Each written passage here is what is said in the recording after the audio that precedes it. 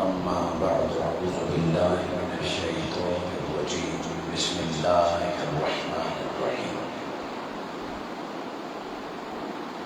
أم كنتم شهداء إذ حضر يعقوب الموت إذ قال لبنيه ما تعبدون من بعدي قالوا نعبد إلهك وإله آبائك إبراهيم وإسماعيل وإسحاق إلها واحد ونحن له مسلمون صدق الله مولانا العظيم مولاي صل وسلم دائما ابدا على حبيبك خير خلق كلهم اللهم صل على سيدنا محمد وعلى آله وأصحابه وبناته وعشاقه أجمعين. سب بار شکر پیدا کرنے والی ذات کا ایکو کم کریں ریپیٹ بھی نہ ہو. سب بار شکر پیدا کرنے والی ذات کا جس کی عنایت کردہ توفیق و فضل و کرم سے ماہ ذیقعد کے بابرکت دن روز جمعہ میں اور آپ محفل میلاد مصطفیٰ صلی اللہ علیہ وآلہ وسلم میں شرکت کا اعزاز حاصل کر رہے ہیں، جو جامعہ مرکزی جامعہ مسجد انصاریہ جھاوریاں سرگودا میں اس وقت انعقاد پذیر ہے. میں جملہ انتظامیہ بالخصوص منہاج القرآن جھاوریاں مرکزی میلاد کمیٹی اہل سنت والجماعت اور ان کے جملہ معاونین کو ماہ ذیقعد میں ذکر مصطفیٰ کی اس خوبصورت بزم سجانے پر صدبار مبارکباد پیش کرتا ہوں. اور ہماری خوش نصیبی کہ اس بابرکت محفل میں علماء کرام سادات نظام جیسے مجھ سے قبل آپ نے نہایت خوبصورت لب و لہجے میں محترم جناب قاری صاحب سے تلاوت قرآن مجید سماعت فرمائی. آخری چند آیات ہم نے بھی سننے کا اعزاز حاصل کیا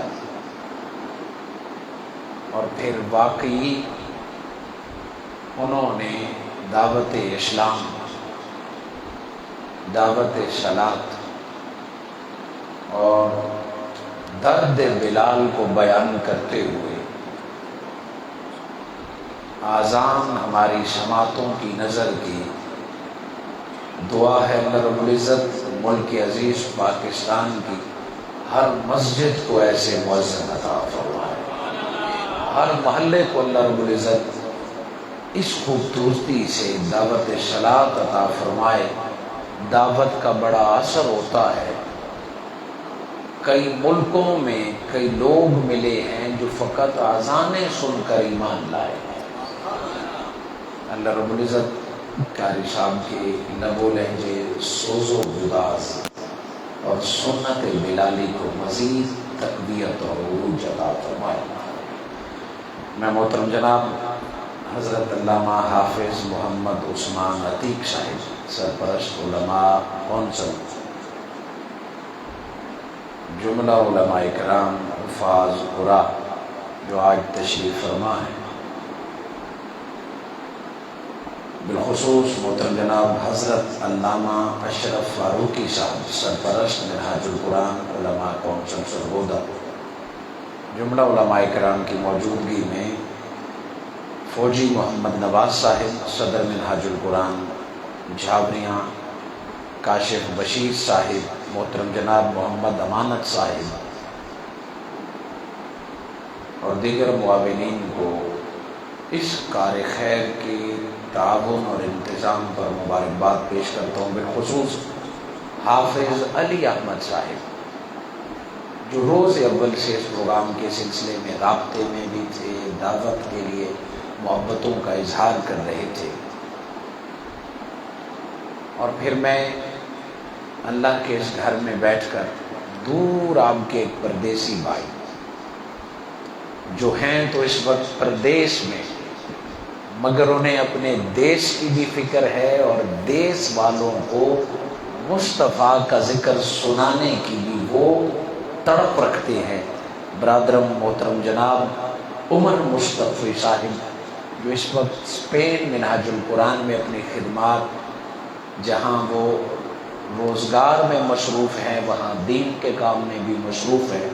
عمر مصطفی صاحب جو دور پردیس سے بیٹھ کے آپ سے بھی محبتوں کا اظہار کر رہی ہے، اور میرے لیے بھی بار بار بوساطت محترم جناب ملک عمران صاحب رہنما پاکستان عوامی تحریک دعوت بھیجتے رہے۔ میں محترم جناب ملک عمران صاحب کا، محترم جناب ملک صدر الحسن فیضی صاحب آپ کی بروقت دعوت اور اطلاع کا مشکور ہوں۔ آج آپ کے پروگرام میں ڈسٹرکٹ خوشاب کٹھا سگرال سے محترم جناب عبد الغفار صاحب خصوصی طور پر تشریف لائے، ان کو بھی خوش آمدید عرض کرتا ہوں۔ علماء کرام کی اجازت سے سورہ بقرہ کی ایک آیہ مبارکہ میں نے تلاوت کرنے کا اعزاز حاصل کیا۔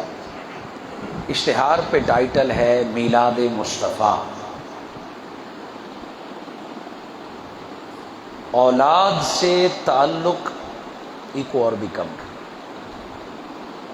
اولاد سے تعلق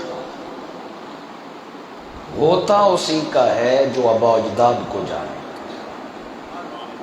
جن کا آبا و اجداد سے تعلق نہ ہو اسے اولاد کی عظمت کا پتہ ہی نہیں ہوتا۔ ریپیٹ کم کریں نا، اس کی صرف بیس رکھیں، سادہ رکھیں بالکل۔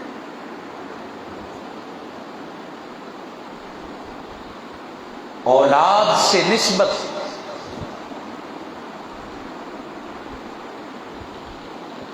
اولاد سے محبت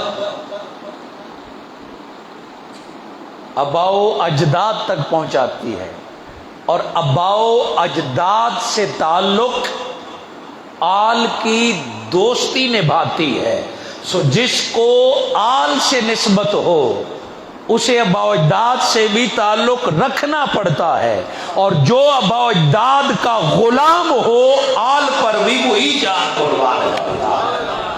سو یہ آل محمد ہو، سو آل محمد حسن و حسین سے لے کے آج تک ہم سادات اعظام کو جب بھی تکتے ہیں چہرہ مصطفیٰ کا یاد آتا ہے۔ جب بھی کوئی حسین حسین کرتا ہے مطلب یہ ہے وہ مصطفیٰ سے عشق کرتا ہے۔ جب بھی کوئی علی و فاطمہ کا ذکر کرتا ہے مطلب یہ ہے کہ وہ محمد مصطفیٰ کو خوش کرنا چاہتا ہے۔ اور میرے آقا نے فرمایا جو مجھے راضی رکھنا چاہتا ہے، جو مجھے خوش کرنا چاہتا ہے، جب جب مجھے یاد کرو میرے بابا ابراہیم اور اس کی نسل کو یاد کیا کرو۔ سو میلاد مصطفیٰ اور سیرت رسول فقط 63 برسوں کا نام نہیں ہے۔ شریعت محمدی تعمیر کعبہ سے شروع ہوتی ہے، شریعت محمدی از یرفع ابراہیم القواعد سے شروع ہوتی ہے، اور 10 محرم کربلا کے حسین کے شہادت پر پوری ہوتی ہے۔ سو جب بھی کوئی میلاد منائے گا اسے ابراہیم اور اسماعیل کو بھی سلام کرنا پڑے گا، اور جب بھی کوئی آقا کا میلاد کا عقیدہ اپنائے گا وہ علی اصغر و علی اکبر کی بھی غلامی کرے گا، تب وہ غلام مصطفیٰ کہلائے گا۔ اور ہو ماہ ذیقعد اور ذی الحج اور ذکر سیدنا ابراہیم علیہ السلام نہ کریں، ذکر حضرت اسماعیل علیہ السلام نہ کریں تو یہ وفا نہیں ہے۔ تو یہ میری جتنی تمہیدی گفتگو تھی اس کی وضاحت کے لیے سورہ بقرہ کی جو آیہ مبارکہ 133 تلاوت کی بہت ہی دلچسپ ہے. کاش ہم قرآن کو اس نگاہ سے پڑھیں. در حقیقت یہ آیت یہودیوں کے غلط عقیدے کے رد کے لیے اتری تھی، مگر اس میں ہزاروں اسباق ہیں. فرمایا بسم اللہ الرحمن الرحیم ام کنتم شہداء اذ حضر یعقوب الموت، کہ کیا تم اس وقت موجود تھے جب یعقوب علیہ السلام کے پاس موت حاضر ہوئی. ہمارا عقیدہ ہے، عقیدہ اہل سنت میں موت کا انکار نہیں. موت عام فرد کو بھی آتی ہے اور موت انبیاء کے لیے بھی ہے. حیات انبیاء کے عقیدے کا یہ مطلب نہیں کہ ہم صرف میلاد مناتے ہیں اور موت کو نہیں مانتے. ہم عقیدہ حقہ کے مطابق انبیاء علیہ السلام کے موت کے قائل ہیں. خود نبی مکرم صلی اللہ علیہ وآلہ وسلم پر بھی موت اور وفات کا دن آیا، کسی دور میں کسی نے انکار نہیں کیا. فرق کیا ہے؟ ایک موت تیری میری ہے، ایک موت اللہ والوں کی ہے، اور ایک موت انبیاء کی ہے. فقط اس آیت پہ غور کریں تو اللہ جل مجدہ نے فرمایا اذ حضر، کہ جب حاضر ہوئی. حاضر غلام ہوتا ہے، حاضر محکوم ہوتا ہے، حاضر نوکر ہوتا ہے، اور مالک آتا ہے شان و شوکت سے. جب تیری میری موت کا ذکر تھا تو قرآن نے کہا یدرککم الموت، موت تمہیں دبوچ لے گی. موت آ گئی، موت تم پر غالب ہو گئی. مگر جب یعقوب علیہ السلام کی بات ہوئی تو فرمایا حضر یعقوب الموت، یعقوب کے پاس موت آئی تو غلامانہ حاضر ہو کے آئی. حاضری کا لفظ ہے کہ لوگوں کو موت مارنے آتی ہے اور رب کے پیاروں کے پاس موت حاضری لگوانے آتی ہے. حضر یعقوب الموت، موت ہر کسی کو مٹا نہیں سکتی. کچھ ہستیاں ایسی ہوتی ہیں جو موت کو میٹھا کر دیتی ہیں، موت کو محبوب کر دیتی ہیں. اذ حضر یعقوب الموت، یعقوب کے پاس موت غلامانہ حاضر ہوئی. نہ ڈر ہے نہ خوف ہے نہ جبر ہے، موت حاضر ہو گئی کہ غلام حاضر ہے جیسے آپ کا حکم ہو. اس وقت یعقوب علیہ السلام کی کیفیت کو قرآن نے بیان کیا کہ جب موت یعقوب علیہ السلام کے پاس حاضر کھڑی تھی اذ قال لبنیہ، آخری سانسوں میں بھی اپنی اولاد سے مخاطب ہوئے، آخری سانسوں میں بھی اپنے بچوں سے مخاطب ہوئے. حاضرین مکرم، بڑے افسوس کی بات ہے کہ سوسائٹی میں ماہ ذی الحج سنت ابراہیم اور اسماعیل علیہ السلام کو فقط ہم نے بکرے ذبح کرنے، اونٹ ذبح کرنے، قربانی کے گوشت کرنے تک محدود کر دیا ہے. 10 ذی الحج کا پیغام سنت ابراہیمی اور اسماعیلی فقط گوشت کے لیے نہیں ہے. ہر سال جو یہ واجب کر دی گئی ہے یہ فقط چھری چلانا نہیں سکھاتی، بلکہ یہ سنت پورے خاندان کو سدھارنے کے لیے ہے، پیغام کے لیے ہے. یہ سنت ابراہیمی بتاتی ہے کہ ماں کیسی ماں ہو کہ بیٹے خود چھری بابا کے گردن کے تلے جھکا دے. یہ سنت 10 ذی الحج کی بتاتی ہے کہ وہ بیٹے کیسے بیٹے ہوں کہ باپ کے اشارے پر گردنیں کٹانے کے لیے تیار ہو جائیں. اور یہ سنت یہ بتاتی ہے کہ وہ باپ کیسا ہو جو رب کے ایک اشارے پر اپنے خاندان کو پورا تلوار اور چھری کے سامنے کر دے. یہ ذی الحج کا مہینہ صرف گوشت کھانے کھلانے کا نہیں ہے، یہ ایک ماں کے، یہ ایک باپ کے اور یہ ایک بیٹے کے احوال سدھارنے کے لیے ہے کہ یہ مہینہ تمہیں بتانے آتا ہے خاندان سنورتا کیسا ہے، خاندان سے رب کیسے راضی ہوتا ہے. جن لوگوں کی اولاد کو فکر نہیں ہوتی یہاں یعقوب علیہ السلام کی صورت میں اللہ یہ بتا رہا ہے کہ اللہ والے محبت تو اللہ سے کرتے تھے، مگر آخری سانسوں میں بھی فکر بیٹوں کے عقیدے کی ہوتی تھی، فکر اولاد کے عقیدوں کی ہوتی تھی۔ آج ہم اپنی اولاد کی تربیت سے بے پرواہ ہو رہے ہیں، اچھی تعلیم، اچھا لباس، جاب، ان چیزوں کی فکر ہوتی ہے، مگر بیٹے کا عقیدہ کیا ہے؟ وہ جو بچپن میں قاری صاحب نے قرآن پڑھا لیا، ہم میں سے کتنے ایسے لوگ ہیں جنہوں نے بعد میں پوچھا بیٹا قرآن آتا بھی ہے یا نہیں آتا؟ وہ جو بچپن میں ایک بار نماز سکھا دی ہے، ہم میں سے کتنے ہیں جس نے اپنی بیٹی یا بیٹے سے پوچھا آج بابا کو نماز تو سنا کہ تمہیں نماز آتی ہے یا نہیں آتی؟ امتحان بندے کو پرفیکٹ کرتی ہے، امتحان غلطیاں دور کرتی ہے، امتحان سے درجے بلند ہوتے ہیں۔ ہم میں سے کتنے ہیں جنہوں نے اپنی اولاد سے جوانی کے دنوں میں پوچھا ہو تیرا عقیدہ کیا ہے؟ وہ پیغمبر تھے جب دنیا سے رخصت ہونے لگے اپنی ساری آل کو بلا کے کہا، پتہ ہے کیا کہا؟ فرمایا ما تعبدون من بعدی۔ تھے پیغمبر، ساری عمر جو سکھایا اسی کا درس کا امتحان لیا۔ فرمایا بچوں میرے بعد کس کی عبادت کرو گے؟ عبادت کا لفظ استعمال کیا، ما تعبدون من بعدی، میرے بعد کس کی عبادت کرو گے؟ وہ تو پیغمبر کے بیٹے تھے، اور میں اہلیان جھاوریاں سے اگر سوال کروں کہ آج رات کے بعد کس کی عبادت کریں گے، بتائیں آپ کا جواب کیا ہوگا؟ بولیں، کس کی عبادت کریں گے؟ کل کس کی عبادت کریں گے؟ پرسوں کس کی عبادت کریں گے؟ عبادت ہے ہی ایک اللہ کی، کسی اور کے بعد میں سوچنا بھی شرک ہے۔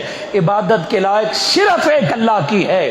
کسی کلمہ گو سے پوچھ لو، توحید کا پہلا سبق ہے لا الہ الا اللہ، اللہ کے سوا کوئی معبود نہیں ہے۔ سو بچے سے بھی سوال کریں کہ کس کی عبادت کرو گے، وہ جواب ایک ہی ہے، اللہ کی۔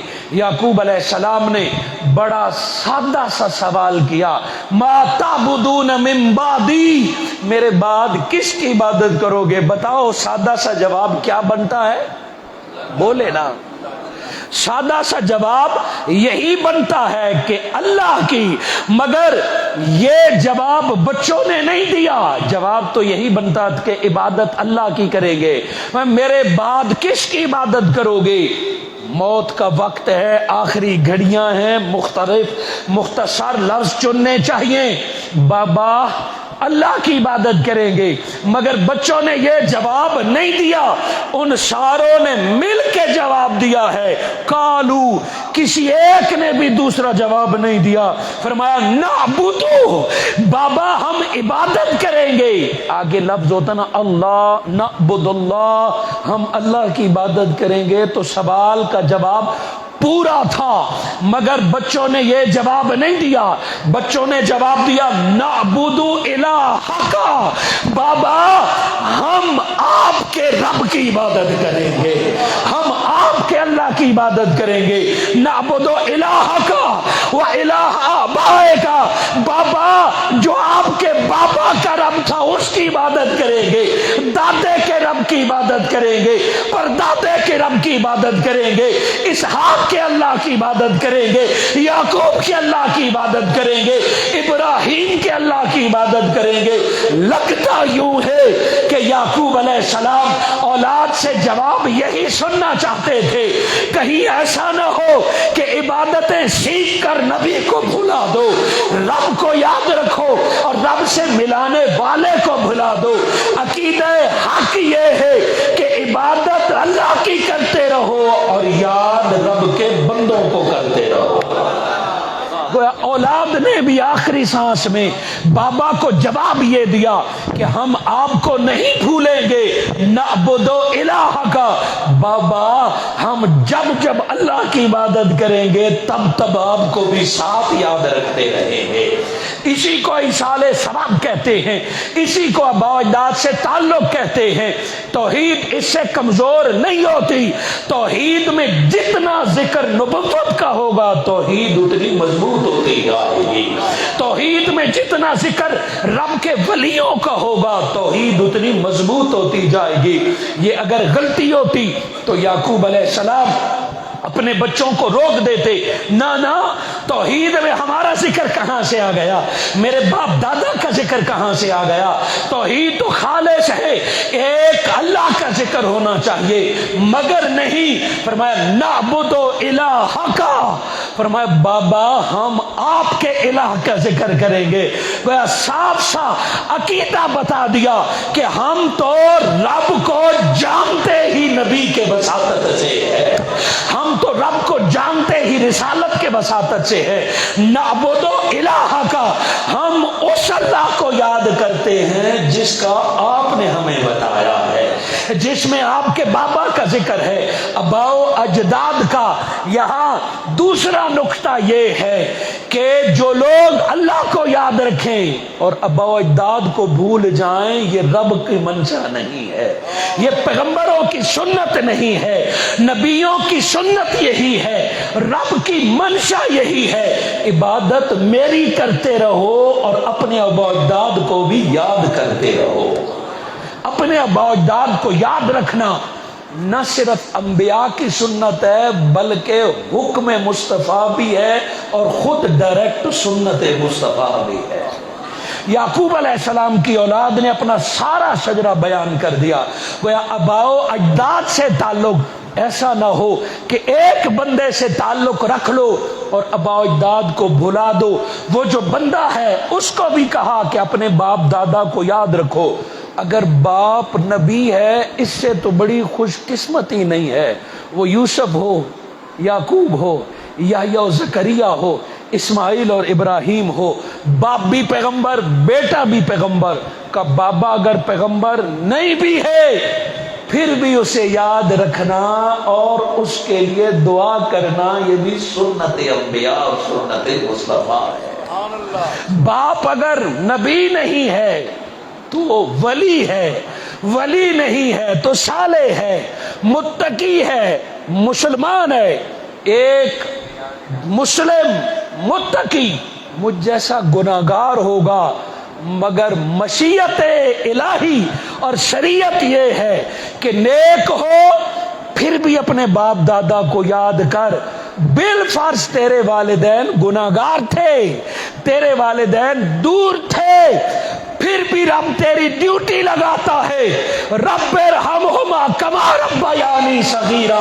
وہ گناہگار بھی ہوں پھر بھی نمازوں میں بھی اپنے باپ دادا کو یاد کرنا، رب تیری ڈیوٹی لگانا۔ جب گناہگار والدین کو یاد رکھنا حکم خدا ہے، ربنا اغفر لی ولوالدی حکم خدا ہے، تو نیک والد کو بھلانے کی بھلا کون اجازت دے گا؟ اور نیک والد تو اپنی جگہ پہ باپ ولی ہو اور باپ ولیوں کا سردار ہو اور بابا نبی ہو تو پھر آخری سانسوں میں بھی پورا شجرہ بیان کر دیا جاتا ہے کہ نعبد الہک۔ حضور صلی اللہ علیہ وآلہ وسلم اپنے آباء و اجداد کے ذکر سے خوش ہوا کرتے تھے، بلکہ میرے آقا صحابہ کو کہا کرتے تھے۔ حضور صلی اللہ علیہ وآلہ وسلم جا بجا حضرت ابراہیم علیہ السلام کو یاد کیا کرتے تھے۔ اللہ جل مجدہ نے جب مومنین کی ڈیوٹی لگائی، ان اللہ و ملائکتہ یصلون علی النبی یا ایھا الذین آمنوا صلوا۔ قرآن نے ایک نبی کا ذکر کیا، درود اور صلاۃ و سلام میں واحد نبی کا۔ اس آیت میں 1.25 لاکھ پیغمبر بھی شامل نہیں ہے۔ ان اللہ و ملائکتہ یصلون علی النبی، الف لام ہے، وہ ایک نبی کا ذکر ہے، باقی نبیوں پہ سلام اللہ نے خود بھیج دیا نام لے کے، ابراہیم، اسماعیل، الیاسین، وہ نام۔ اب فرمایا کہ میرے مصطفیٰ کی باری ہے، نبیوں کے سردار کی باری ہے۔ وہ جب نبیوں کے سردار کی باری ہے، اللہ بھی فرشتے بھی صلات بھیجتے ہیں، یا ایھا الذین آمنوا صلو، ایمان والو تم بھی اس ایک نبی پر صلاۃ بھی بھیجو اور سلام بھی بھیجو۔ یہ واجبیت اور فرض صلاۃ و سلام کی آیت جب اتری تو صحابہ کرام آقا سے پوچھنے لگے یا رسول اللہ یہ تھوڑا بہت سلام کا تو پتہ ہے، صلاۃ کیسے ہم کریں؟ آقا بتا دیتے، مگر میرے آقا صلی اللہ علیہ وآلہ وسلم نے جب صلاۃ و سلام سمجھایا کہ رب نے حکم دیا کہ مصطفیٰ پر صلاۃ و سلام بھیجو، اگر میری امت مجھے خوش رکھنا چاہتی ہے تو جب جب مجھ پہ صلاۃ اور سلام بھیجو تب تب میری آل پر بھی بھیجو، میرے بابا ابراہیم اور اسماعیل پر بھی بھیج دے گا۔ اس لیے نبی مکرم نے درود تامہ اس کو قرار دیا جس میں ابراہیم علیہ السلام اور اسماعیل علیہ السلام کا بھی ذکر ہو اور میرے آقا کی آل کا بھی ذکر ہو، اسی کا نام درود ابراہیمی ہے، وگرنہ قرآن کی واجبیت اور فرضیت اس سے پوری ہو جاتی ہے، الصلاۃ والسلام علیک یا رسول اللہ، اللہم صلی علی محمد، واجبیت اس سے پوری ہو جاتی ہے، مگر مصطفیٰ راضی تب ہوتے ہیں جب میرے آقا کے سارے آباء و اجداد کو جھک کے سلام کیا جائے، اسے یاد کیا جائے۔ گویا میلاد منانے والے کو قرآن یہ رہنمائی دے رہا ہے کہ ایسا نہ ہو کہ تمہارا صرف 12 ربیع الاول تک تعلق رہ جائے، تمہارا صرف ولادت مصطفیٰ سے تعلق رہ جائے۔ میلاد کا جو عقیدہ ہے وہ 12 ربیع الاول سے شروع نہیں ہوتا، وہ کعبہ کے دیوار سے اس وقت شروع ہو جاتا ہے جب ابراہیم نے رب سے مصطفیٰ کو مانگ لیا۔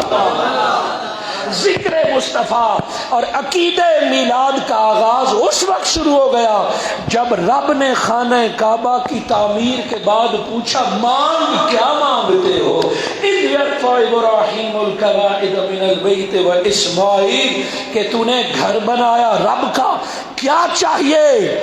ابراہیم علیہ السلام نے رب سے رب کا محبوب مانگ لیا، ربنا وابعث فیہم رسول، اپنے صفات عالیہ کے ساتھ مانگ لیا، مقامات عالیہ کے ساتھ مانگ لیا، منصب کے ساتھ مانگ لیا کہ اے اللہ کو مصطفیٰ عطا فرما جو تیرا قرآن پڑھایا کرے، جو تیرے حکمت کی باتیں پہنچایا کرے، جو تزکیہ کی ڈیوٹی کیا کرے، وہ مصطفیٰ عطا فرما۔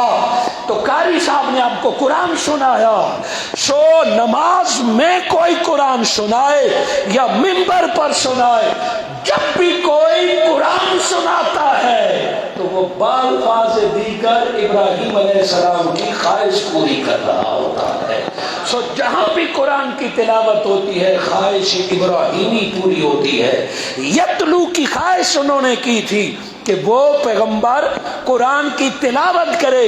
رب نے فرمایا ابراہیم تو نے ایسی دعا مانگی ہے کہ پچھلے امتیوں میں قاری صرف نبی ہوا کرتے تھے۔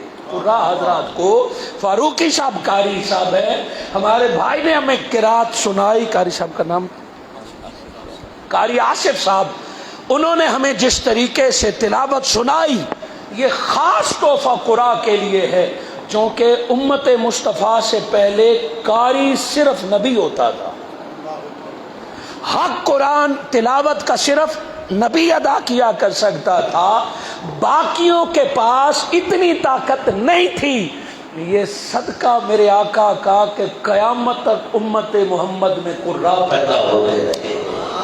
اللہ قرآن پڑھنے والے لحن داؤدی کے ساتھ اس امت کو عطا فرماتے رہیں گے، مگر یاد رہے کہ پورا اسلام اٹھا کر دیکھ لیں، پوری شریعت محمدی کا مطالعہ کر کے دیکھ لیں، کلمے سے لے کے جنازے تک قدم بقدم شریعت مصطفیٰ کی ہے اور یاد ابراہیم علیہ السلام کی آ رہی ہے۔ جا بجا یہ حج کا مہینہ ہے، حج عبادت اللہ کی ہے، مگر حج پورے کو دیکھے، کہیں ابراہیم کے قدموں کا تذکرہ، مقام ابراہیم کا، کہیں ابراہیم کے زوجہ کے دوڑنے کی سنت، کہیں ابراہیم کے بیٹے کی گردن جھکانے کی سنت۔ گویا یہ حج عبادت اللہ کی ہے اور ذکر سارا میرے آقا کے ابا و اجداد کا ہے۔ پورا حج قربانی سے لے کر واپسی تک، طواف کعبہ سے لے کر مقام ابراہیم تک قدم بقدم ابراہیم علیہ السلام کی یاد دلاتا ہے، اسماعیل علیہ السلام کی یاد دلاتا ہے، اماں ہاجرہ کی قربانیاں یاد دلاتا ہے۔ لگتا یوں ہے کہ اس رب نے صاحب استطاعت پر حج واجب اور فرض کیا اس لیے ہے ایسا نہ ہو کہ امت محمدی شریعت میں اتنی مصروف ہو جائے کہ میرے ابراہیم کے قدموں کو بھلا دیا جائے، میری ہاجرہ کے دوڑ کو بھلا دیا جائے۔ آؤ تم حج کر کے یہ سبق تازہ کر کے لوگوں کو سناؤ۔ سجدے اللہ کے کرتا تھا کعبے میں، قدم ابراہیم کے ڈھونڈتا تھا۔ وَاتَّخِذُوا مِن مَقَامِ إِبْرَاهِيمَ مُصَلًّى، یہاں سے ہم کعبہ تکنے جاتے ہیں اور جب کعبہ کے پاس چلے جاتے ہیں تو کعبہ کہتے ہیں حاجی مجھے چھوڑ، ابراہیم کے قدم ڈھونڈ، اگر تمہیں وہاں سجدے مل گئے رب تیرا حج قبول کر لے گا۔ وَاتَّخِذُوا مِن مَقَامِ إِبْرَاهِيمَ مُصَلًّى، کہ ڈھونڈو اسے، پکڑو، اس کے آس پاس سجدہ لگاؤ، صفا و مروہ پھر قربانی تک۔ یہ گویا حج عملی طور پر عبادت ہے اور تصور اور روحانیت کے طور پر میرے آقا کے ابا اجداد ذکور اور اناس، مردوں اور عورتوں کو شجرہ مصطفیٰ میں ساروں کو سلام پیش کرنے کے لیے ایک سالانہ ایونٹ ہے۔ صرف حج نہیں، ہمارے تمام عبادات میں دین حنیف حضرت ابراہیم علیہ السلام کی تعلیمات شامل ہیں۔ قرآن مجید فرقان حمید میں اللہ رب العزت نے 65 مقام پر ڈائریکٹ ابراہیم علیہ السلام کا ذکر فرمایا، اور سورت نمبر 14 تو نازل ہی حضرت ابراہیم علیہ السلام کے نام پر ہوئی ہے۔ ابراہیم علیہ السلام کو اللہ رب العزت نے ابو الانبیاء بنایا ہے۔ سیدنا ابراہیم علیہ السلام کے بعد جتنے نبی پیدا ہوئے، 1.25 لاکھ پیغمبر میں جو پہلے گزر گئے وہ تو گزر گئے، ابراہیم علیہ السلام کے بعد جتنے پیغمبر پیدا ہوئے وہ نسل ابراہیمی میں پیدا ہوئے، وہ حضرت اسحاق کی اولاد میں سے پیدا ہوئے۔ حضرت عیسیٰ علیہ السلام کے باپ نہ تھے مگر شجرہ ان کا بھی ابراہیمی تھا، آپ کی والدہ بھی اسی خاندان سے تھی جن کو اللہ نے بغیر شوہر کے عیسیٰ علیہ السلام عطا فرمایا۔ اور ہمارے آقا محمد مصطفیٰ صلی اللہ علیہ وآلہ وسلم بھی حضرت ابراہیم علیہ السلام کی نسل مبارک میں حضرت اسماعیل علیہ السلام میں سے ہیں۔ سیدنا ابراہیم علیہ السلام کا انتخاب خالق کائنات نے قیامت تک امامت کے لیے کی صورت میں کیا ہے، اور وہ امامت بعد ولادت مصطفیٰ کے نہیں ملی، اللہ رب العزت نے وہ امامت ولادت مصطفیٰ سے پہلے عطا فرمائی ہے، اور قیامت تک کے لوگوں کی امامت، بلکہ حضرت ابراہیم علیہ السلام کی ولادت کبھی آپ علماء سے سنیں تو جس طرح موسیٰ علیہ السلام کی ولادت آپ نے سنی، ابراہیم علیہ السلام اور موسیٰ علیہ السلام کی ولادت کا واقعہ کم و بیش ملتا جلتا ہے۔ نمرود خدائی کا دعویدار تھا، نمرود سونے کا تاج رکھتا تھا سر پر، لوگوں سے سجدے کراتا تھا۔ نمرود ایک دن رات کو سوتا ہے، عروج ہے حکومت کا، اس کی جھوٹی خدائی کا عروج ہے، پوری دنیا اسے مانتی ہے۔ ایک رات نمرود نے خواب دیکھا کہ سورج چمک رہا ہے، کہ ایک چھوٹا سا تارا نمودار ہوتا ہے۔ سورج کے ہوتے ہوئے تارے کی کیا اہمیت، مگر نمرود خواب دیکھتا ہے کہ سورج اپنی پوری تاب کے ساتھ چمک رہا ہے، ایک چھوٹا سا تارا ظہور ہوتا ہے اور سورج کی ساری روشنی سلب ہو جاتی ہے، ختم ہو جاتی ہے۔ اگر اس کی سمجھ نہ آ رہی ہو تو صبح تجربہ کر لیں، آپ کے شہر میں بلب لگا ہوا ہے، یہ اور اس کی اتنی روشنی ہے کہ آدھی رات میں آپ کے صحن میں پوری روشنی ہے، ساری روشنی ہے۔ آپ کہتے ہیں یہ بلب اچھی کمپنی کا ہے، اس کی لائٹ کافی ہے، وہ چمک رہا ہے، مگر جو ہی صبح سورج نکلے گا اس کی روشنی نظر نہیں آئے گی۔ تو کیا روشنی ختم ہو گئی؟ کیا بلب کی کوالٹی؟ نہیں، سورج اتنی طاقتور شعاؤں کے ساتھ نکلا ہے کہ ان ساروں کی روشنیاں ماند پڑ جاتی ہے۔ انہوں نے چمکنا ہے تو رات کا انتظار کرنا پڑے گا، سورج جب نہیں ہوگا۔ نمرود نے کوئی ایسا ہی خواب دیکھا کہ سورج چمک رہا ہے، ایک ستارہ نکلتا ہے، سورج کی روشنی ختم ہو جاتی ہے، زمین و آسمان اس ستارے کے نور سے چمک جاتے ہیں، نمرود کی آنکھ کھلتی ہے، باقی ساری رات وہ ٹہل کے گزارتا ہے، یہ ماجرا کیا ہے۔ صبح دربار میں کاہن، نجومی، کتابوں کے عالم، وزیر سب اکٹھے کیے، خواب بیان کیا۔ نجومی، کاہن، وزیر، عالم سارے سر جوڑ کر بیٹھ گئے اور کانپنے لگے۔ کہ بادشاہ سلامات، جان کی امان پائیں تو اطلاع اچھی نہیں ہے۔ کیوں؟ کہ یہ جو ستارہ چمکا ہے، یہ ستارہ خواب کا بتا رہا ہے کہ عنقریب ایک بچہ پیدا ہونے والا ہے جو آپ کی حکومت کا تخت و تاج کو ڈبو کے رکھ دے گا، آپ کو ختم کر دے گا۔ نمرود نے جب یہ سنا پھر کہا غور کرو، سارے متفق ہو گئے۔ جس کو اقتدار کی لالچ ہو، جو اقتدار کی ہوس میں اندھا ہو چکا ہو، جس نے اقتدار کے مزے لوٹے ہوں، وہ کرسی بچانے کے لیے پھر خون بہاتا ہے، وہ ماڈل ٹاؤن بپا کرتا ہے، وہ ماؤں سے بچے چھینتا ہے۔ نمرود نے جب دیکھا کہ اس کی جھوٹی خدائی کو خطرہ ہے، اس کے قدموں تلے تخت چھینا جانے والا ہے، اس کا تاج اچھالا جانے والا ہے، تو اس نے آرڈر جاری کر دیا کہ جتنے بچے اس سال پیدا ہوئے، سرکاری آرڈر ہے اس کی گردن اتار دی جائے۔ بنی اسرائیل کے بچے اتار دیے گئے، جتنے اس خاندان میں پیدا ہوئے۔ بچوں کی لاشیں پڑی تھیں، مائیں رو رہی تھیں، خون عراق، بابل اور میں بہ رہا تھا، پھر بھی دل ٹھنڈا نہیں ہوا۔ اطلاع آ گئی کہ پورے ملک میں کوئی نر بچہ زندہ نہیں رہا، اس سال جتنے پیدا ہوئے ساروں کو ٹکڑے ٹکڑے قدر کر دیا۔ مگر اقتدار کی ہوس دیکھیں کہ چلو جو پیدا ہو گئے انہیں تو مار دیا، جو عورتیں حاملہ ہے ان کا حمل ضائع کرو وگرنہ ماں بھی ساتھ مار دو۔ پھر ظلم ہوا، ماؤں کو ذبح کیا گیا، ان کے حمل ضائع کیے گئے۔ اگلا آرڈر جاری کیا کہ پورا سال کوئی شوہر بیوی کے قریب نہیں جائے گا۔ ایسے میں حضرت طارق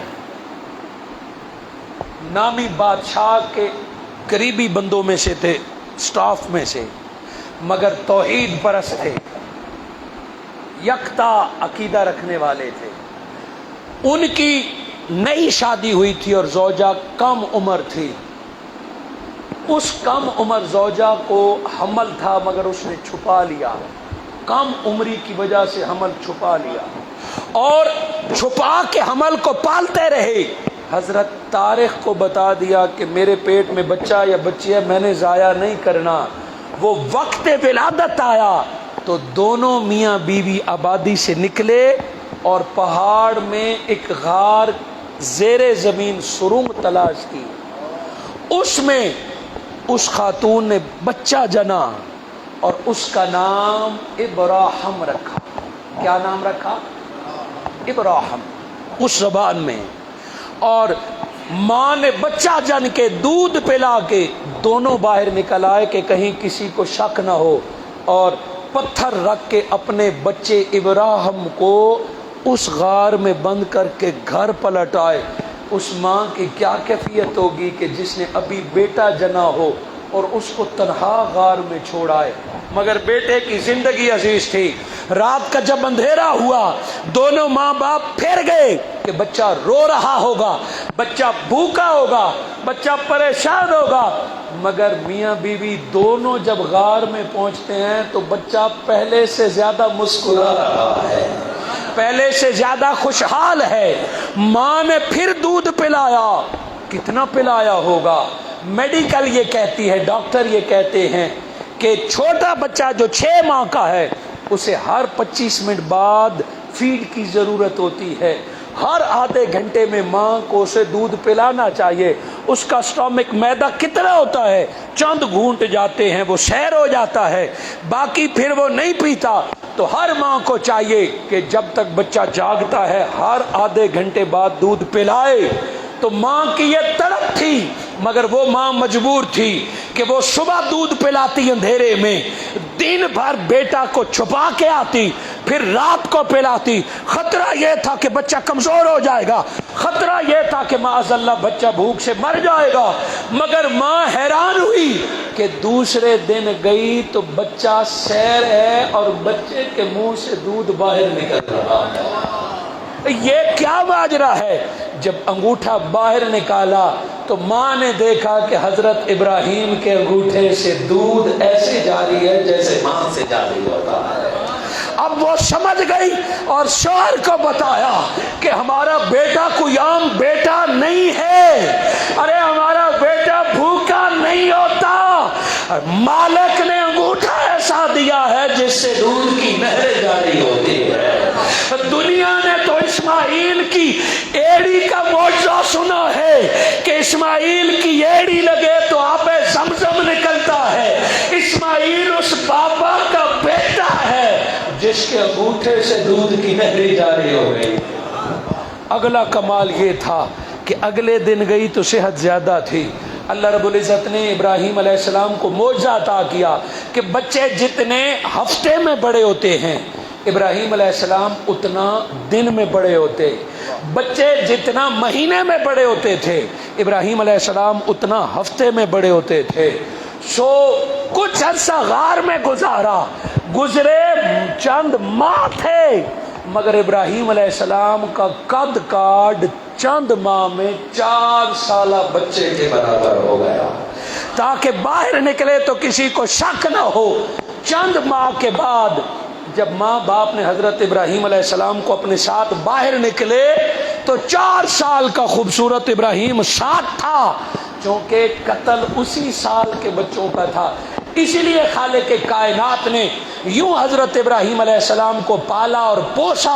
ابراہیم علیہ السلام پہ جوانی آئی، رب کے حکم پہ نمرود کو للکارا، دعوت توحید دی. وہ وقت آیا کہ ابراہیم علیہ السلام کے امتحانات شروع ہو گئے. خالق کائنات نے ابراہیم اور اسماعیل علیہ السلام سے خانہ کعبہ تعمیر کرایا. خانہ کعبہ کی تعمیر پر ابراہیم علیہ السلام نے رب سے محمد مانگا. کبھی سوچا ہے یہ ماجرا کیا ہے؟ رب نے ابراہیم کو خواب دکھایا. ابراہیم علیہ السلام نے خواب دیکھا کہ اللہ مجھ سے بیٹا مانگ رہا ہے. رب نے ابراہیم سے ابراہیم کا محبوب مانگا کہ ابراہیم تو اپنا محبوب دے گا رب کو. مولا کیسے دوں؟ چھری اٹھا اور اسماعیل کو میرے نام پہ ذبح کر دے. انی ارا فی المنام، کہ میں خواب دیکھ رہا ہوں بیٹا تجھے ذبح کر رہا ہوں. رب نے ابراہیم سے ابراہیم کا محبوب اسماعیل مانگا، مولا دے دیا. اب جب باری آئی تو ابراہیم نے بھی رب سے رب کا محبوب مانگا. مولا تو مجھ سے میرا لال مانگے، میں اسماعیل تیرے نام پہ ذبح کر دیتا ہوں. آج کعبے کے پاس کھڑے ہو کے تجھ سے تیرا محبوب محمد کا سوال کرتا ہوں.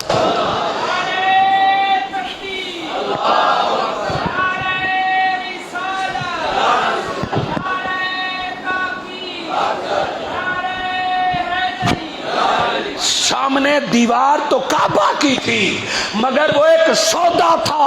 مولا میں اپنے پیارے تیرے نام پہ لوٹا دوں گا. ایک اسماعیل نہیں، اسماعیل سے لے کر کربلا تک چھریاں چلتی رہے گی. جب بھی تیرے دین کو خون کی ضرورت ہوگی، اسماعیل سے لے کر حسین تک آل ابراہیم کا خون تیرے دین کے لیے قربان ہو رہا ہے. میرے استاد المکرم حضور شیخ الاسلام ڈاکٹر محمد طاہر القادری مدظ اللہ العالی نے اس کو ذبح حسین سے ذبح اسماعیل سے ذبح حسین تک کے ٹائٹل سے بیان کیا کہ کربلا کوئی چند دنوں کا قصہ نہیں ہے، نیت ابراہیم علیہ السلام نے کی تھی، تربیت مصطفیٰ اور علی المرتضیٰ نے کی تھی، حسین گردن کٹوا کے بابا اسماعیل کی قربانی کو پورا کر کے جا رہا ہے۔ میں نے اپنی گفتگو کے تمہید میں عرض کر دیا تھا کہ میلاد کا جس سے تعلق ہے اس کو حضرت ابراہیم سے تعلق رکھنا پڑے گا، جو میلاد والا ہے اسے حضرت اسماعیل کو یاد رکھنا پڑے گا، بالکل اسی طرح جو میلاد کے عقیدے والا ہے اسے علی سے بھی جڑنا پڑے گا، حسین سے بھی جڑنا پڑے گا۔ عقیدہ میلاد بنا آل محمد کے پورا نہیں ہوتا، عقیدہ میلاد بنا دعائے ابراہیمی کی پوری نہیں ہوتی۔ میلاد مصطفیٰ کی بنیاد ہی میلاد مصطفیٰ اور اللہ کے گھر میں ذکر مصطفیٰ اور میلاد مصطفیٰ کے تذکرے کرنا تو شروع ہی حضرت ابراہیم علیہ السلام نے فرمایا۔ اس موقع پر ایک تاریخی غلطی کی طرف آپ کی توجہ دلانا چاہوں گا، کیونکہ بعد میلاد مصطفیٰ کی ہے۔ کچھ لوگ حضرت ابراہیم علیہ السلام کے والد کو بت پرست کہتے ہیں، اور وہ کہتے اسی لیے ہیں کہ قرآن کی آیت بیان کرتے ہیں۔ قرآن نے حضرت ابراہیم علیہ السلام کے ساتھ ایک شخص کا ذکر کیا، آزر، اور اس کو کہتے ہیں باپ ابراہیم علیہ السلام کے۔ سو کئی لوگ بلا جھجک کہہ دیتے ہیں کہ ابراہیم علیہ السلام کے والد مشرک تھے، وہ نہ صرف صنم پرست تھے بلکہ وہ صنم تراش تھے، بت بناتے بھی تھے اور بت بیچتے بھی تھے۔ عقل یہ کیسے مان لے کہ ابراہیم علیہ السلام ایک مشرک کے بیٹے ہوں گے، ایک بت پرست کے بیٹے ہوں گے؟ یہ ایک غلطی ہے، یہ ایک تاریخی غلطی ہے، یا یہ بغض حسد پر مبنی ہے۔ وہاں آزر کا ذکر ہے، مگر ابراہیم علیہ السلام کے والد کا نام آزر نہیں بلکہ تارخ تھا، ابراہیم بن تارخ۔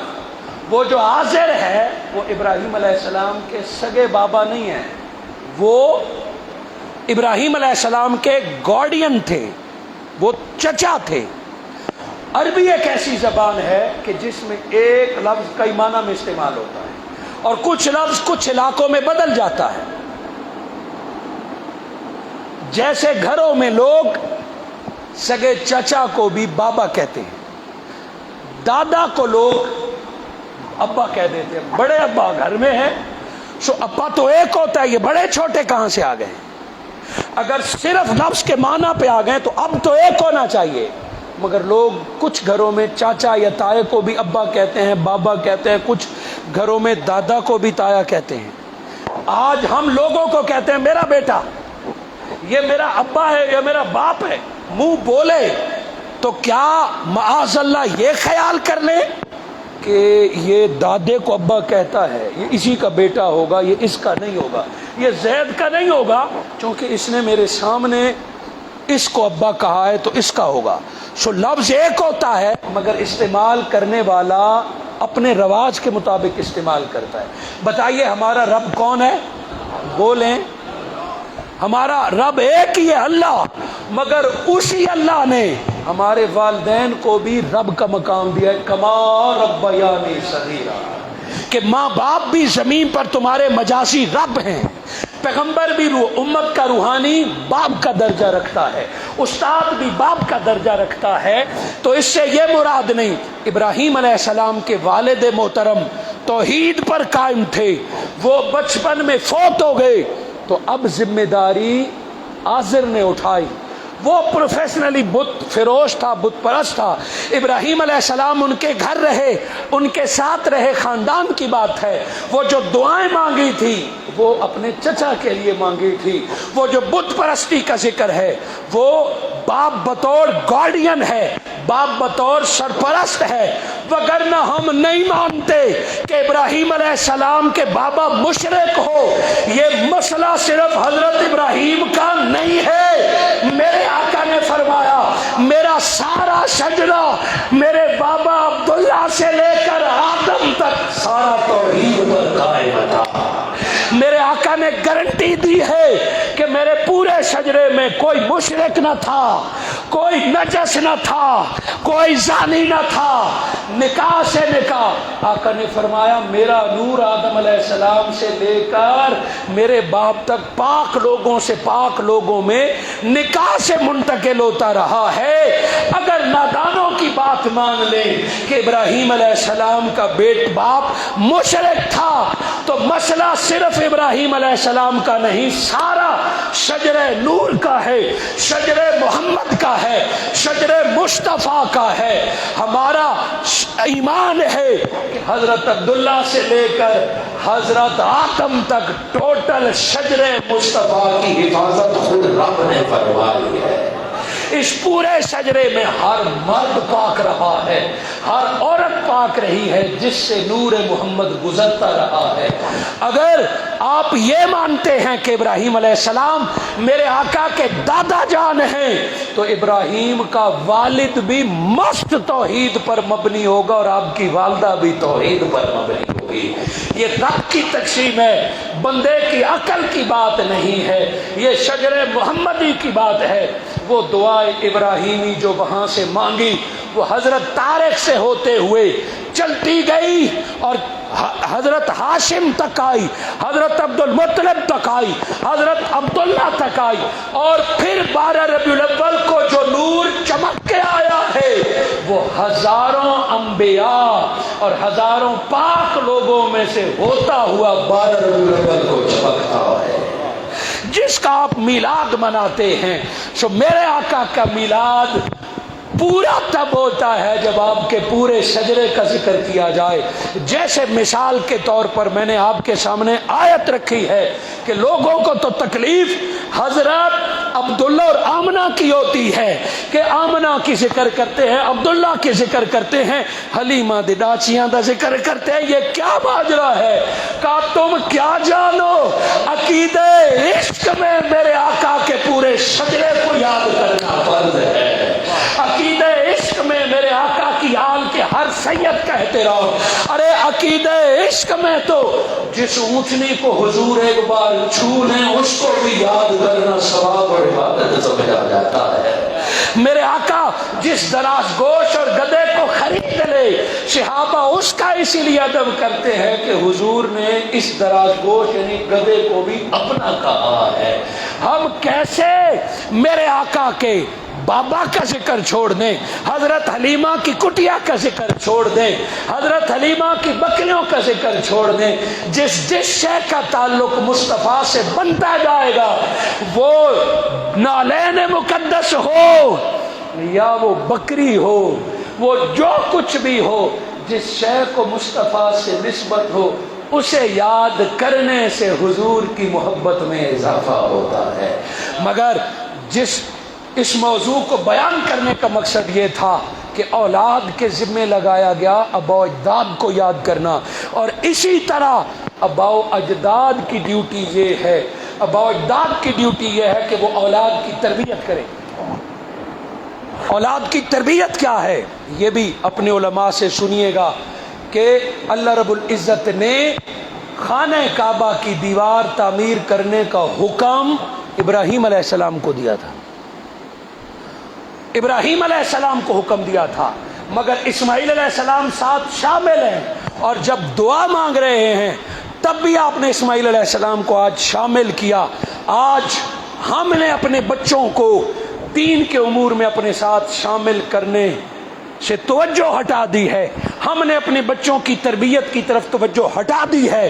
आपने पढ़ा नहीं है कि किसने सिखाए हैं इस्माइल को आदाब फर्जंदी।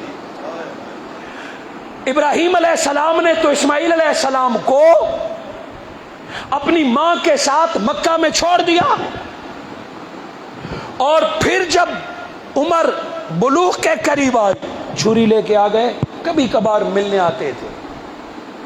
اگر آج کے تناظر میں دیکھیں تو جواب یہ بنتا ہے، ابراہیم علیہ السلام نے سوال کیا نا کہ انی ارا فی المنام، بیٹا میں خواب دیکھتا ہوں کہ تجھے ذبح کر رہا ہوں۔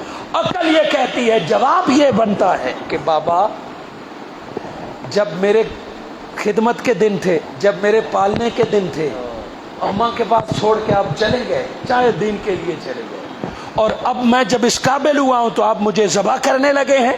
بیٹا شکوہ تو کرتا، ابراہیم علیہ السلام نے یہ نہیں فرمایا میں تجھے ذبح کروں گا، فرمایا ماذا ترا، ہوں تو کیا ہے،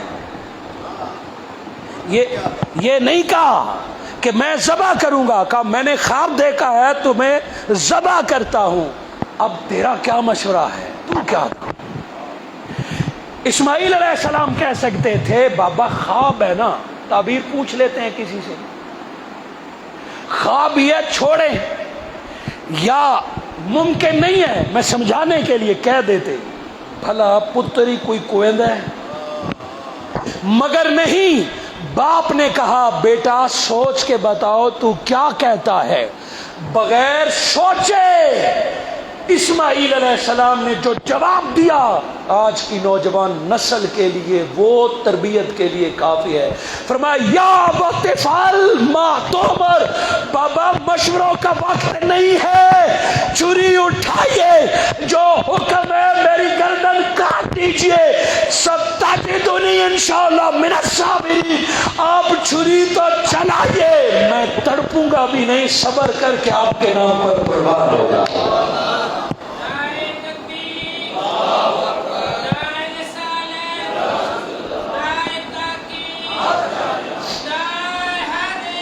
اسماعیل علیہ السلام نے یہ بھی نہیں پوچھا کہ میں ذبح ہوں گا تو مجھے کیا ملے گا، جنت ملے گی، رب کی رضا ملے گی، کوئی میڈل ملے گا، اسماعیل علیہ السلام نے نہیں پوچھا۔ تو فرق دیکھیے، ابراہیم بیٹا ذبح کر رہا تھا رب کو راضی کرنے کے لیے، اور بیٹا گردن کٹوا رہا تھا بابا کو راضی کرنے کے لیے۔ سو پیغام دے دیا کہ جو والدین کو راضی کر لے اللہ قیامت تک اس کا نام بھی زندہ کر دیتا ہے۔ نوجوان نسل کو چاہیے کہ وہ اسوے اسماعیلی اپنے اندر پیدا کرے، اور پھر ابراہیم علیہ السلام کی سنت کے مطابق اپنی اولاد کو دین کی محبت سکھائیے، دین کے رستے پہ سکھائیے۔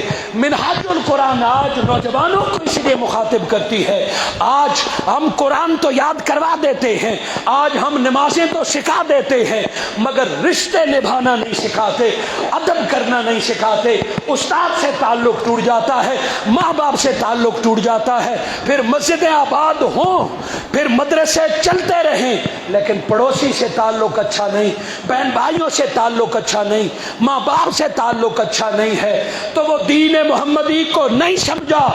جیسے قربانی صرف گوشت کا نام نہیں ہے، اسی طرح دین صرف نماز روزے کا نام نہیں ہے، دین وہی ہے جو ابراہیم اور اسماعیل عملی صورت میں سمجھا رہے تھے۔ میرے آقا صلی اللہ علیہ وآلہ وسلم نے دنیا میں تشریف لانے کے بعد دین متین کا جب ذکر کیا تو اپنے بابا ابراہیم اور اسماعیل علیہ السلام کا جا بجا ذکر کیا۔ نماز میں نام ابراہیم اور نام اسماعیل، حج میں نام ابراہیم اور نام اسماعیل، نکاح ختنہ شادی تمام یہ سنت ابراہیمی کے مطابق، اور پھر 10 ذی الحج کو تو عملاً کا چھری بکرا تمہارا یاد اسماعیل اور ابراہیم علیہ السلام کی ہے۔ چند لاکھ لوگ حج پہ جا کے اور باقی گھروں میں بیٹے کی بھی قربانی کو یاد رکھیں اور باپ کی بھی قربانی کو یاد رکھیں۔ دعا کرتا ہوں اللہ رب العزت مجھے اور آپ کو میلاد مصطفیٰ کا پیغام سمجھنے اور اس کو اگلی نسل تک پہنچانے کی توفیق عطا فرمائے۔ یہ علم ہے جو قرآن میں ہے، اور منہاج القرآن اس دور جہالت میں جو جنگ لڑ رہا ہے وہ جہالت سے لڑ رہا ہے۔ زندگی کے ہر شعبے میں قرآن اور قرآن کا پیغام پہنچانا ہے۔ اسی سلسلے میں آج میں مبارکباد دیتا ہوں محترم جناب حافظ محمد عثمان صاحب کو بھی اور محترم فوجی محمد نواز صاحب کو کہ آج انہوں نے یہاں ایک مرکز علم کا آغاز کیا ہے۔ پہلے گوشہ درود بھی ہے، حلقہ درود بھی ہے، مرکز علم ہفتے میں ایک بار 1 گھنٹے کی کلاس ہے، جس میں اسی طرح کے اخلاقیات اور محبت زندگی کا وقت نکال کر اپنی اور اپنی اولاد کی تربیت کے لیے مرکز علم ہے، اپنے اپنے گھروں اور علاقوں میں قائم کریں اور 1 گھنٹہ دین کو سیکھنے سکھانے کے لیے نکالیں۔ انشاءاللہ تعالی وہ وقت آئے گا کہ ہم قرآن کے بہت سارے پیغام کو سمجھ چکے ہوں گے۔ اللہ مجھے اور آپ کو حضور صلی اللہ علیہ وآلہ وسلم کے آباء و اجداد کو ہمیشہ صلاۃ سلام بھیجنے کی توفیق عطا فرمائے، اور صحابہ کرام رضوان اللہ علیہم کی سنت پر عمل کرتے ہوئے ہمیشہ آل محمد کو یاد کرنے، ادب اور احترام سے ان کی عقیدت و احترام کو مزید آگے بڑھانے کی توفیق عطا فرمائے۔ جملہ انتظامیہ جامعہ مسجد حاضہ، امام و خطیب جامعہ مسجد حاضہ، میلاد کی کمیٹی اور منہاج القرآن کے وہ احباب جن کی دعوت اور محبت کے طفیل میری اور آپ کی ملاقات ہوئی، سو ٹائٹل میلاد کا تھا۔ کچھ ساتھی شاید ذہن بنا کے آئے ہوں گے کہ آقا کی ولادت کا ذکر ہوگا، سب کچھ، لیکن میں نے اپنی محبت کا ماہ ذیقات اور ذی الحج کی وجہ سے ذکر کیا۔ زیادہ سے زیادہ درود پاک بھیجتے رہیے۔ آج جمعے کا دن ہے، کیا دن ہے؟ جمعے کی رات گزر رہی ہے۔ جمعے کے بارے میں آقا کا حکم ہے، جو خود درود بھیجتا ہے میں محمد سنتا بھی ہوں اور جواب بھی دیتا۔ اگلی بات کہ جو 1000 بار درود بھیجے گا روز یا جمعے کو، کتنی بار؟ 1000 بار۔ نبی مکرم نے وعدہ فرمایا ہے کہ جو 1000 بار درود بھیجے گا، وعدہ فرمایا ہے کہ مرنے سے پہلے اپنے جنت کا مکان دیکھ کے مرے گا۔ باقی میرے آقا کے آباء و اجداد کو اگر تفصیل سے پڑھنا ہو تو محدث دہلوی رحمۃ اللہ علیہ نے بھی بڑی اچھی کتاب لکھی ہے، اور امام سیوطی رحمۃ اللہ علیہ جو اہل سنت کے بڑے ائمہ میں سے، انہوں نے 8 کتابیں میرے آقا کے شجرے پر آباء و اجداد پر لکھی ہیں۔ میرے استاذ المکرم ڈاکٹر محمد طاہر القادری نے بھی والدین کریمین پر گفتگو فرمائی ہے۔ جسٹس پیر کرم شاہ صاحب رحمۃ اللہ علیہ نے بھی خوب سیر حاصل گفتگو فرمائی ہے۔